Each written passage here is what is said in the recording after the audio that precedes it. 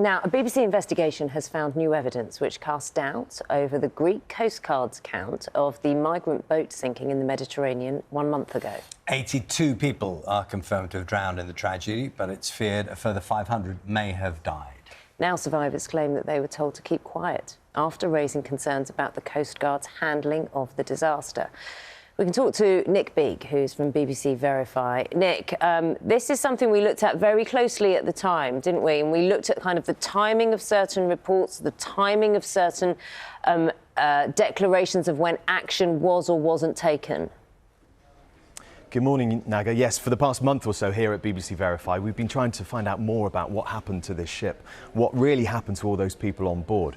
Just a reminder, it set off from the northern coast of Libya, this place here, Tobruk, and the idea was to get to Italy. They didn't want to go to Greece, but we know that things went very badly wrong. It was actually in this part of the Libyan coast where people got into smaller boats. That's what they've told me. They told me to my face that they did that, and then they went out towards international waters. Now, you can see here, this is the route that the boat is thought to have taken before it capsized off the coast of Greece.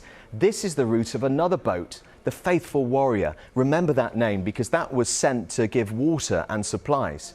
Now, look at this video because I think this is significant. It's a new video which is said to show the migrant boat. You can see the condition it's in. It's really lilting to one side.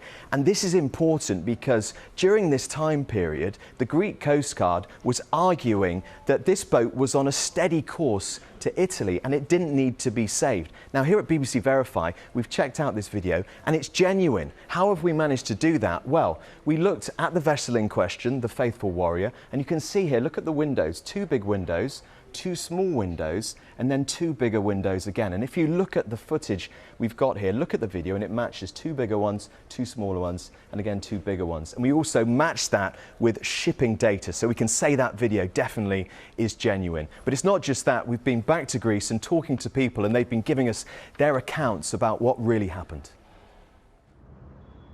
In a park in central Athens, we meet 2 survivors who ask us to hide their identity. They say the Greek Coast Guard caused their boat to sink. They attached a rope from the left. Everyone moved to the right side of our boat to balance it. The Greek vessel moved off quickly, causing our boat to flip. They kept dragging it for quite a distance. The men alleged that when survivors tried to speak out about what happened, they were quickly silenced. The army man said, "You have survived death. Stop talking about the incident and don't ask more questions about it. Stop talking about this. Stop making accusations. You are safe now. That's the most important thing.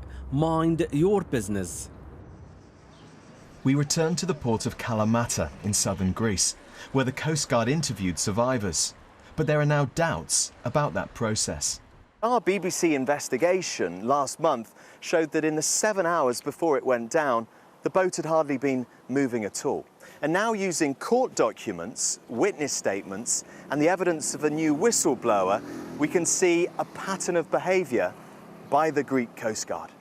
Penniless in the street. After Fazin Kavand watched our BBC Verify investigation last month, he contacted us.